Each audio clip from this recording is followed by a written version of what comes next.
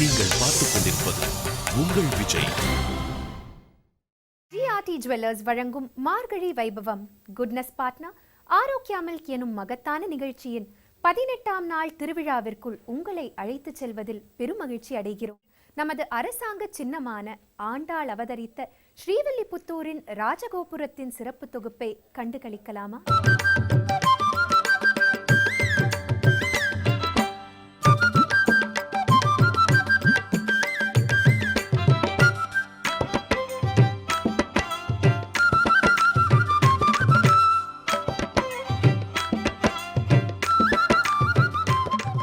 ஸ்ரீவில்லிபுத்தூர் வடபெருங்கோயிலுமையான் சந்நிதி ராஜகோபுரத்தை கட்டியவர் பெரியாழ்வார்.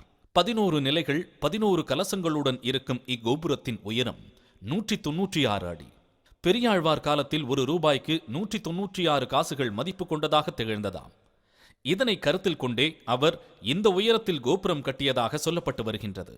இந்த கோபுரமானது காங்கிரீட் அல்ல, சுண்ணாம்பு மற்றும் கருப்பட்டி மற்றும் மரக்கட்டைகளை வைத்து இந்த சுக்காஞ்சுண்ணாம்பு என்று அந்த காலத்தில் இப்போ உள்ள சிமெண்ட் கிடையாது, சுக்காஞ்சுண்ணாம்புங்கிற சுண்ணாம்பெல்லாம் வைத்து இந்த கோபுரம் கட்டப்பட்டிருக்கு.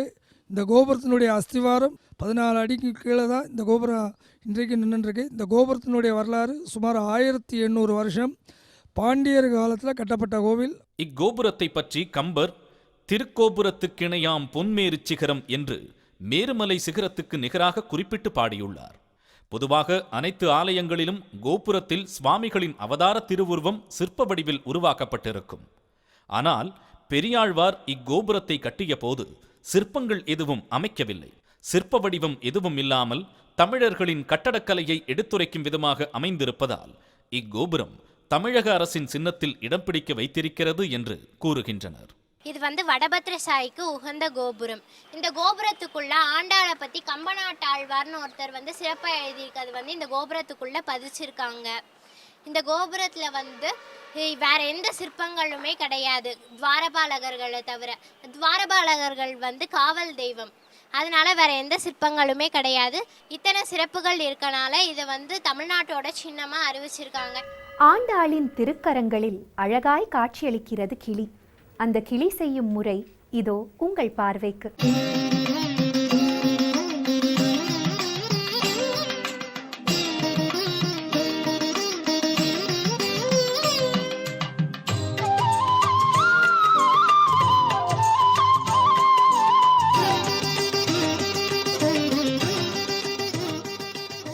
குழந்தையையும் கிளியையும் ஒன்றென்பர்.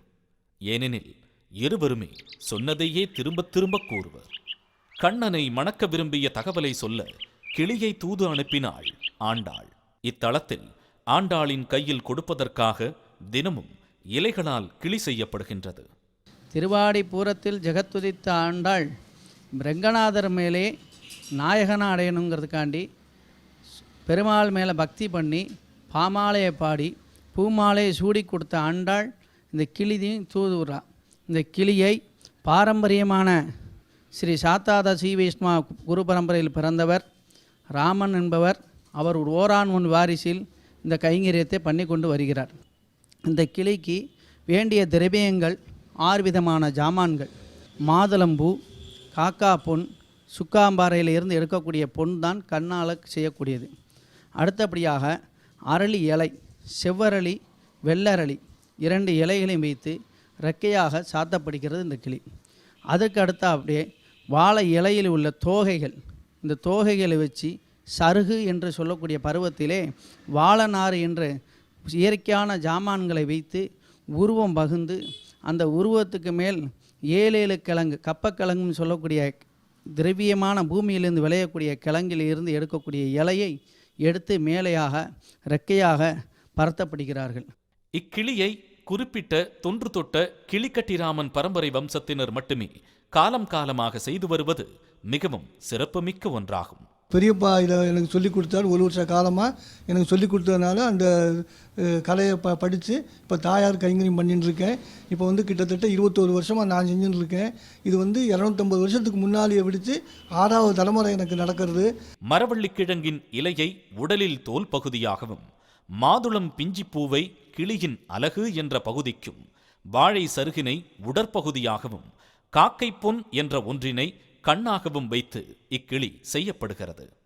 ஆண்டாளின் திருமணத்திற்கு பெரிதும் உதவிய கிளியை மரியாதை செய்யும் விதமாக தன் இடக்கையில் கிளியுடன் ஆண்டாள் திருக்காட்சி தருகிறாள்.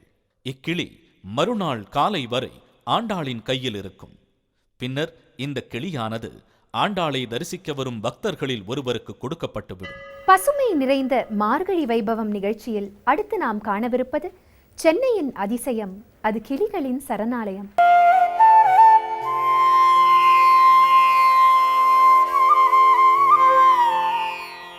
பலகைகள் படுக்க வைக்கப்பட்டு பதப்படுத்தப்பட்ட அரிசி அதன் மேல் பரப்பப்படுகிறது.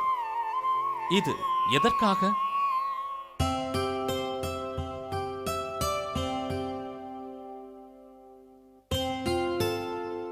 வாழ்க்கை அழகானது. நாம் வாழும் வரை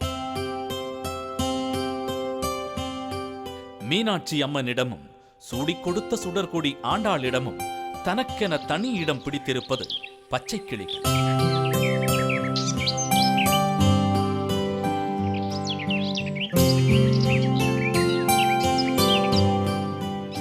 ஆம், காலையும் மாலையும் ஒரு கிளி அல்ல, 1000 கிளிகளின் சங்கம்.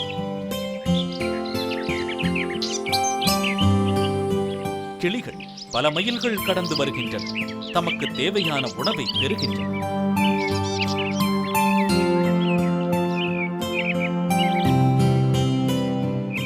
ஒன் இயருக்கு முன்னே நீங்கள் பார்த்தீங்கன்னா ஒரு குறைஞ்சது ஒரு 200 கிளி தான் வந்திருக்கும். ஆனால் இப்போ பார்க்கும்போது ஒரு 1000 கிளிக்கு வருது. காலையில் வந்து கரெக்டாக 6:30க்கு எல்லா கிளியும் கரெக்டாக கீழே வந்து எல்லாம் இறங்கி சாப்பிடும். அதே மாதிரி ஈவினிங் வந்து 4:30க்கு மேலே தான் வரும்.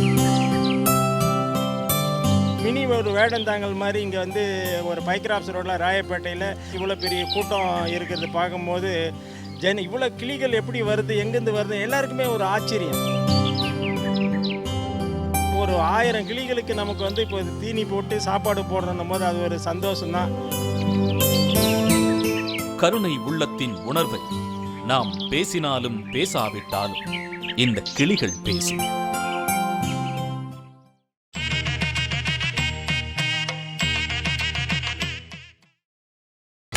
நீங்கள் பார்த்துக் கொண்டிருப்பது உங்கள் விஜய். ஆண்டாள் அவதரித்த புண்ணிய ஸ்தலமான ஸ்ரீவில்லிபுத்தூரில் மார்கழி வைபவம் சிறப்பாக அரங்கேறியது. அந்த அரங்கேற்றத்தின் முத்தாய்ப்பான நிகழ்ச்சி ஆண்டாள் அலங்கார போட்டி. அந்த போட்டியில் பங்கேற்ற அழகிய மலர்களின் அணிவகுப்பை கண்டு ரசிக்கலாமா?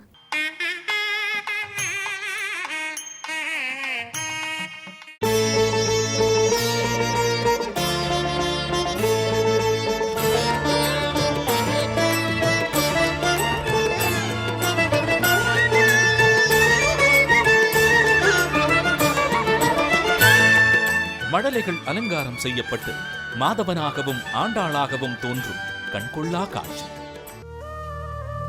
ஆனந்த கண்ணனையும் ஆண்டாளையும் அருகில் பார்த்தார் போல் ஆனந்தமடைந்தனர் ஸ்ரீவில்லிபுத்தூர் வாழ் மக்கள். மழலைகளின் மனமகிழ்வோடு அரங்கேறியது ஆண்டாள் அலங்கார போட்டி.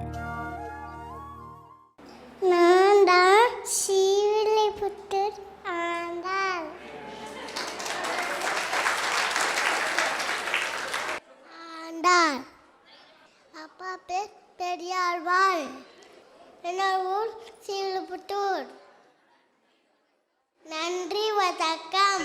மார்கழி திங்கள் மதினிருந்த நன்னாளா நீராட போதிவில் போதிமினோ நேரில்லையை சீர்மல்கு வாய்ப்பாடி செல்வ சிறுமீர்கள் கூர்மேல் கொளிந்தொழினன் நந்தகோபன் குமரன். புல்லாங்குழல் கொடுத்த மூங்கில்கள் எங்கள் புருஷோத்தமன் புகழ் பாடுங்கள். வண்டாடும் கங்கை மலர் தோட்டங்களே எங்கள் மதுசூதனன் புகழ் பாடுங்கள்.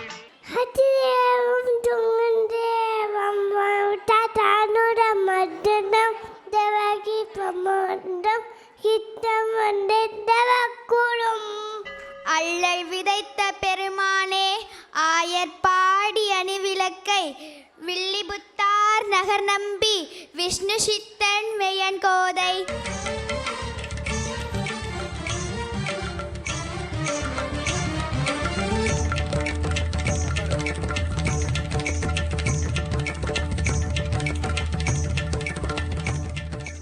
மார்கழி திங்கள் மணி நிறைந்த நன்னாளார் மீடாட போதிமி நோதிமினோ நேரிலையில் சீர்மல்கும் வாய்ப்பாடி செல்வச் சிறுமீல்கா கூர்வே கொடுந்தொழிலன் நந்தகோபன் குமாரன் ஸ்ரீசேலேஷ தயாபாத்திரம் தீபத்யாதி குணாநமம் யதீந்திர பிரவணம் வந்தே ரம்யஜா மாதரம் முனிம்.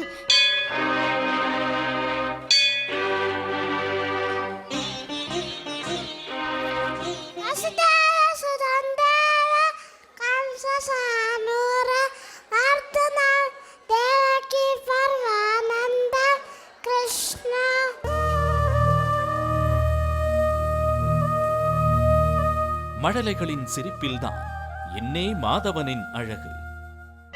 இயற்கை அன்னையின் மடியில் புன்னகை சிந்தும் மழலையாய் காட்சியளிக்கிறது ஸ்ரீவில்லிபுத்தூர். அப்படிப்பட்ட பெருமை வாய்ந்த ஸ்ரீவில்லிபுத்தூரின் ஆலயமணி பற்றிய சிறப்பு தொகுப்பு இதோ உங்களுக்காக.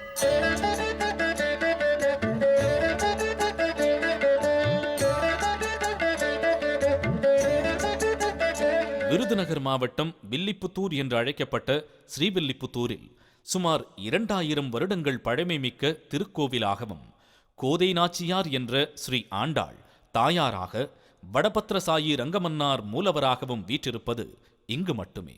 இங்கு அமைந்திருக்கும் ரங்கமன்னார் சந்நிதிக்கு செல்லும் முகப்பு கோபுரத்தில் மிகப்பெரிய மணி ஒன்றினை கோபுரத்தின் உயரே அமைத்துள்ளனர். இப்பொழுது பார்த்து கொண்டிருக்கும் இடம் ஆண்டாள் சன்னதியின் ராஜகோபுரத்தின் உட்பகுதி. இங்கே திருமலை நாயக்கர் காலத்திற்கு முன்பாக நிறுவப்பட்ட ஒரு பெரிய மணி இருக்கிறது. இந்த மணியானது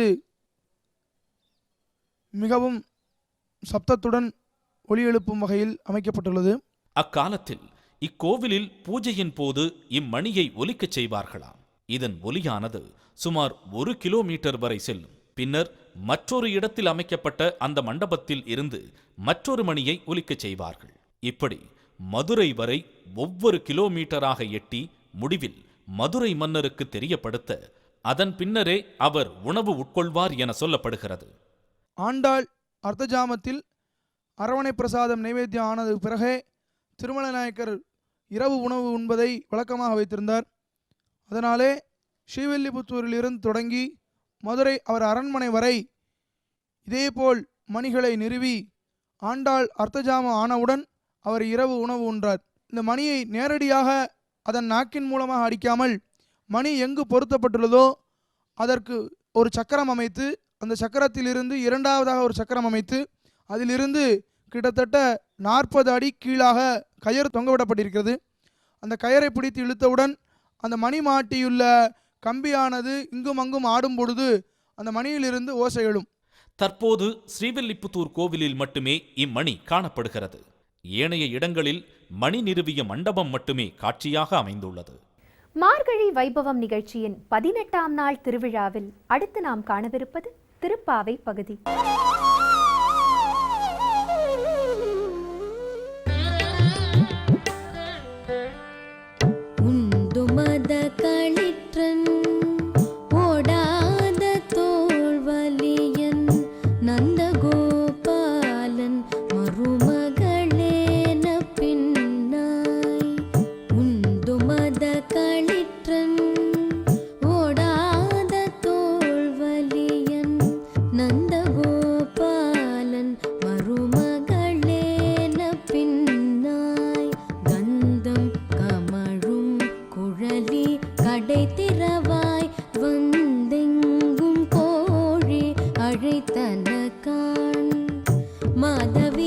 பந்தல் மேல் பல்கால் கோயிலினங்கள்